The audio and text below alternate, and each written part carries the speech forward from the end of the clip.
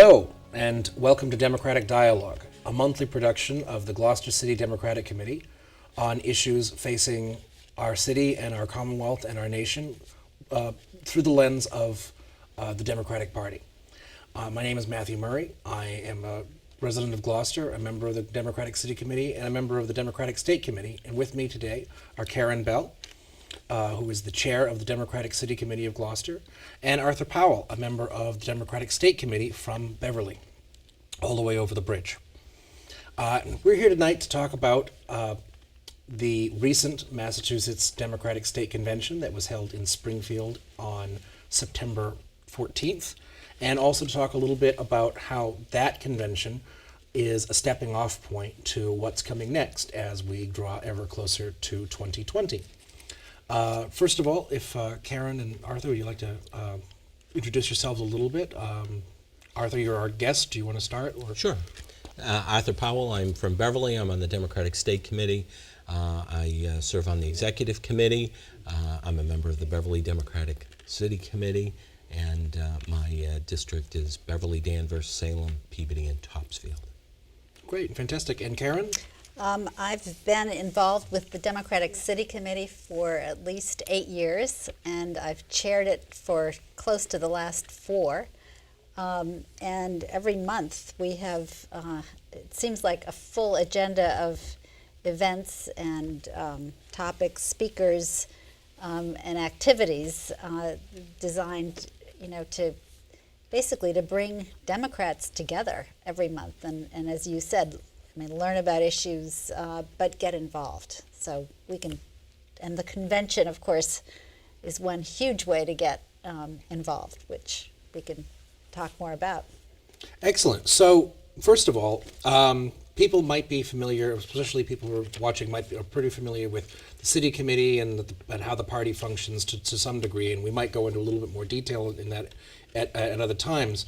But the idea of a convention, people are probably very familiar with the quadrennial Democrat and Republican conventions that are held in presidential election years, but they might not be as familiar with the fact that the Democratic Party of the Commonwealth of Massachusetts holds a convention as almost every year or every year for some time now, and what that actually means and accomplishes, and especially the difference between an even-numbered year when we have nominating conventions and an odd-numbered year like 2019 has been, where we might not be nominating candidates for Senate or governor, but are tackling other issues. And what are how would you succinctly describe the differences? Well, the opportunity that we have in what we would refer to as an off year would be for us to all get together and to have an opportunity to hear from our elected officials. I think we had 30 different speakers at this particular convention, which was held in Springfield. The Gloucester connection is one of the co-chairs, was our governor's counselor, Eileen Duff, who's a Gloucester resident. The other co-chair was Suffolk County Sheriff Steve Tompkins. And then we heard from any number of statewide and local elected officials, including Elizabeth Warren and Senator Ed Markey. Beyond that, there was an opportunity to have breakout sessions on specific topics that we had panel discussions on, and we can discuss those when appropriate, but it's always a great opportunity. When you go to a state convention, you sit by Senate district. So for this Senate district, it's 17, 18 communities all sit together, and you see people that maybe only see once a year, and you have that opportunity to network. And I can't tell you how many things have started at a Democratic State Convention and have blossomed into somebody running for office or some kind of a movement or some kind of a discussion after the fact. Mm-hmm. Excellent. So, one thing that people probably don't usually realize is that the delegates to the convention from every ward in the state are actually elected. And they're elected at a caucus. So there's an opportunity, usually every year, but it occurs maybe a few months before for communities to hold caucuses. And of course, Gloucester did this in, I'm trying to remember, probably May. We had a window when we had to do this. And we elected, I think it was probably about 14 or 15 delegates. And each ward elects their own, and then they go as a group, or that is individually, but we sit as a group at the convention, as Arthur mentioned. And of course, that's, I think this year, at least 9 delegates from Gloucester came. And just sitting together for several hours at the convention is a great opportunity just to, between speeches, sometimes during speeches, to chit-chat. And that's when a lot of, things can happen. I mean, ideas, friendships, connections, and it's really, and I think some of the people that attended this year attended for the very first time. And I think for them it was really a very meaningful experience, and I asked, and I can talk more about this later, but I asked them to write up, just whatever recollections they have from this experience. And I really enjoyed reading the accounts, and we've actually sent them out in our latest newsletter, so people can actually read, firsthand experiences, what people thought. Excellent. So, do you both feel? I mean, if this was a useful year, or did you go to? You said the breakout sessions, the seminar. There's run by seminars. That there was a useful. It was useful, to go to Springfield. Well, and again, for us, it was a little more difficult than some. To go to Springfield, and oftentimes what will happen is you go the night before, you stay in a hotel, there's all kinds of activities the night before, there's parties that go on, and different officials that will host events, and then the next day there may be a breakfast that somebody hosts, and then you check into your delegation, and my delegation, which was not necessarily close to the First Essex Middlesex, Congressman Moulton came over to say hello. Treasurer Deb Goldberg came over to say hello. Jay Gonzalez, who was our nominee last year, happened to be sitting in front of us in his delegation from Needham. And so he came around to check in and see how everybody was. So beyond that, there were certainly great inspirational messages and help for delegates who were in attendance to get a good grasp as to where we're headed for 2020. And then I can just talk briefly about some of the breakout sessions that took place in the afternoon. So one had to do with the Green New Deal, and that was head up by a panel of folks, but the leader of that was Senator Ed Markey, who was an author of the Green New Deal. Building Bridges, Not Walls. State Rep Liz Miranda was the lead on that. Time for Talk, Unpacking Race in Politics. Congressman Joe Kennedy was the lead on that discussion. Inclusive Economic Prosperity, Challenges and Opportunities. Former State Treasurer Steve Grossman was the lead on that. And then the final breakout session was In This Fight Together, spotlighting the work of coalitions and allies, and the leader on that was State Rep Liz Malia. Excellent. So one of the other things that comes up, especially in these odd-numbered year elections, is platform agenda items and resolutions. And you had mentioned very briefly there the Green New Deal. It's putting a specific plank of support in the Democratic platform for the Green New Deal, for the Roe Act, for other things that come up, which do set us off toward 2020 because they become policy issues. And did you feel that those issues were hot button, or that they got discussed a lot, or that bringing them to the fore at a convention really sets them off as being big talking points for 2020 for Democrats in the Commonwealth?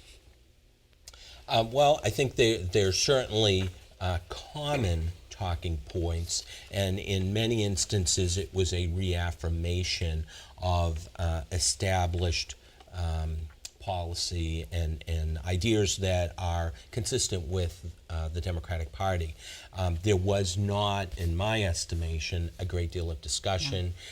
They were passed unanimously. There was one in particular that was not deemed within the scope of the local state party, and so that one was tabled, but everything else was approved with acclamation. Right. The process involved, and this wasn't necessarily apparent to everybody unless they had actually read, some of the background material before going to the convention, but a committee actually met, I think, I don't know how many times, but they had a deadline in August, and all the resolutions were submitted. They considered them. They then deliberated and recommended for approval, as Arthur mentioned, all but I think but one.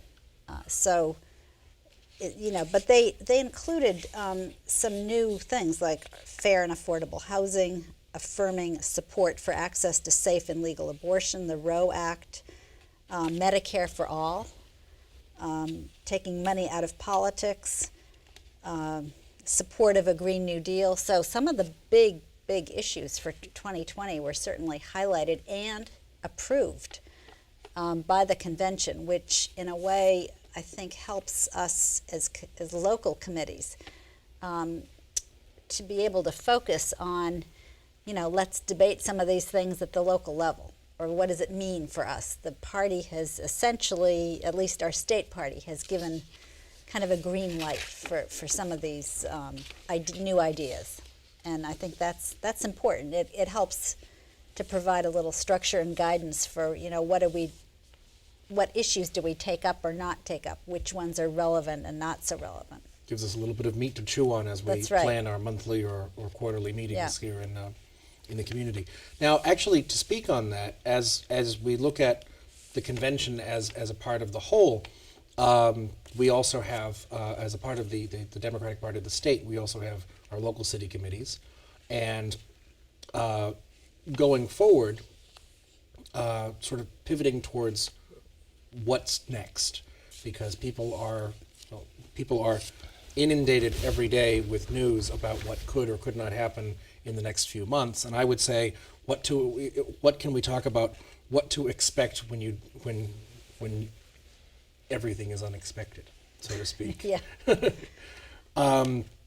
We have this enormous field of Democrats running for president, which is some people have framed it as a sign of confusion, when I think that's actually a fantastic spectrum of people standing up and running on issues that they feel strongly about.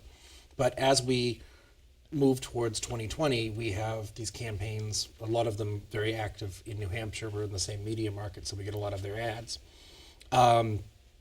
What is the place of the state committee and the local committees going forward, insofar as we can see in our Marianne Williamson borrowed crystal ball? Or are we still looking for guidance on that, or is it still forming? I think the first thing that we can look for in the future will be our next state convention. So the next state convention will be much closer to home. It has not yet officially been voted on by the Democratic State Committee. It will be during our November meeting. But as far as I'm aware, there's one municipality that has put in for hosting the next state convention, and that's going to be Lowell, which is great. It isn't necessarily an overnight, although you certainly can if you want to. And the date is going to be May 30th, which is a little sooner. We usually do the first Saturday in June, and in Lowell it's a little bit of a conflict because the Tsongas Arena does a lot of high school graduations. So we're now, and Memorial Day is early, so the 30th of May is a great target opportunity for us. So that's the first thing that's going to happen. Your caucuses will probably be during the months of February and March.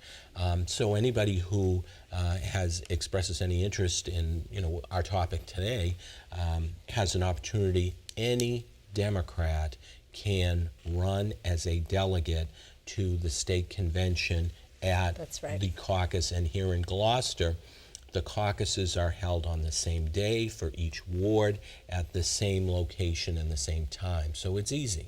And generally also, this has been a good idea to have it at the same time as one of our monthly meetings on the second Thursday of the month. So it's boosted Correct. attendance.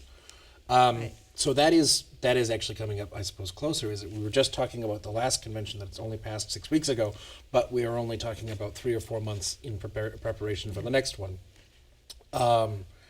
So what are we expecting to happen there? And of course, now that we know that Congressman Kennedy has officially thrown his hat in the ring, we will be having a vote on possibly nominating or endorsing someone for our Class 2 United States Senate seat. Do you see that becoming the clincher issue in the next convention? Well, it's certainly going to be a factor because there's actually 4 candidates that are Democrats that are going to be running for the nomination. Shannon Liss Reardon and Steve Pemberton, as well as Joe Kennedy and Senator Markey. So yeah, that's going to be certainly because we will be nominating somebody out of that convention. It is worth noting that Senator Markey spoke in Springfield and Congressman Kennedy did not. He was part of the breakout session, and so it was, it was an opportunity for him to singularly address. And actually, 2 of the other candidates also spoke as well. So there were 3 candidates. But that's going to be the big task of that convention. This year marked my 30th state convention, and as much as you try to plan and anticipate what it's going to be, you're never really sure until you get there, but that's certainly going to be a huge factor. Yeah, well, I mean, I think the conventions are, and election, meaning at the caucus, is kind of a long way off for a lot of people. But one of the things that happens in between is clearly we have up and coming for the city committee, and I think all the city committees in the state, including Rockport and Essex and Manchester, which often we do things together. March 3rd is the presidential primary. And you're right on my next thing that I have on my list. And we have to get people elected formally as members of each of the city committees. And, many people don't quite realize that, but we're now, we have tried to launch some awareness and publicity about this because any Democrat is eligible to be elected to a member of their ward committee. And then together we form, the 5 wards of Gloucester form a city committee. We work often closely with Rockport, but they have to elect their own city committee members. So, if I could just jump yes. in there, so the big difference between Essex and Manchester and Rockport and Gloucester is that in Gloucester you have wards. So you're going to, in theory, you have the ability That's of right. electing 35 members in each ward, whereas the other towns are only eligible to elect 35 in the entire town. So that's the difference between a city and a town. Right, but in the meantime, of course, we also have monthly meetings, the second Thursday of each month.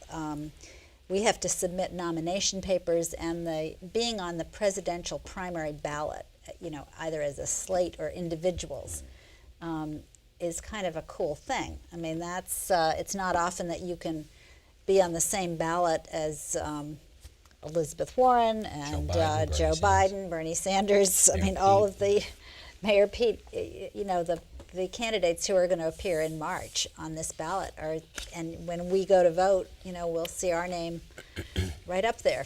I know some people who have more than one group of people who have framed them. Yes, Because right. you have to go and get an extra copy. Well, or it's have going to them be blanket. historic. That's right. So we have other activities, of course, during the spring. We have a brunch typically every year in Gloucester, and our date this year is May 3rd. And in an election year, we have just about every candidate wants to come to Gloucester, and I think we've had as many as 20 speakers 19 or 20 speakers. I'm sort of shuddering right now, but we've managed to do it without kind of, you know.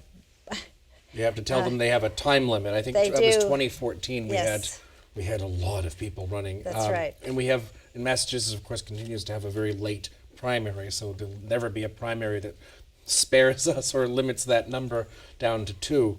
Another interesting thing, of course, to clarify, though, is that we have our October City Committee meeting in Gloucester coming up, and because of a scheduling conflict, we have actually moved it for once to the 3rd Thursday Right, of the October, month, October 17th, 17th.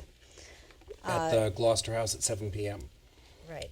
where we'll be holding a forum of Some of the Some of municipal the- candidates, and I really have to explain this to everybody, even some of our members, that because we're a city committee, we're a political party, we are only inviting candidates who happen to be Democrats. But it's a nonpartisan election, and so there are other forums in the city to which all of the candidates can go and vote. And we, as a party, we don't endorse the candidates. I mean, we just allow them to speak and tell our members what it is they hope to accomplish. But clearly, one of our missions is to encourage Democrats to run for office, to encourage Democrats to volunteer for city commissions. You know, there are many things that Democrats can do to get involved in civic life, and that's just part of our mission. So we are going to do that on the 17th of October. which is where we will also have the nominating papers That's for right. anyone who wants to join the city committee in their ward. So if anyone is interested in doing that for the 2020 to 2024 cycle, they should come to the October 17th meeting at the Gloucester House at 7 p.m. because that's a good time to sign the papers. Matt, one other thing that's going to appear on the March 3rd presidential primary ballot is there will be one male and one female who will be elected to represent this Senate district on the Democratic State Committee. And so there will be, I believe the female seat is an open seat. It's and then we have an incumbent that's running in the, Tom Lonsby from Hamilton, who's running for the male ballot seat. So there's also another opportunity where folks can have some input on who represents them on the How Democratic State Committee. do candidates get nominated for the state committee? So there are... Or how do they? So there are two that will, a male and a female from each Senate district, who are elected on the presidential primary ballot. They will get nomination papers. They will circulate them. They will bring them back and have them returned. I believe it's 50 signatures that they have to get, and then they will their name will appear on the presidential primary ballot. I've seen lawn signs, I've seen bumper stickers. I mean, there are situations where people run real campaigns. And so we have the other thing is, of course, because we have Kathy Pasquin is hitting her 20 years, we have a vacancy. So that's an interesting thing, an opportunity for some new people to join. So one thing I actually want to talk about with the state committee is there are subcommittees on the state committee, and there is a limited number of seats in each subcommittee for non-state committee members to get involved. Did you have any feelings about that, or so I encouraging people to always get involved? suggest that's a great way for someone who is interested in becoming a member of the state committee. I always say, get on a subcommittee first, get to know some of the other people, and then the next thing you know, you're going to find that in one way or another, you're going to be a member of the Democratic State Committee. The different subcommittees are listed on the state party website, which is MassDems.org.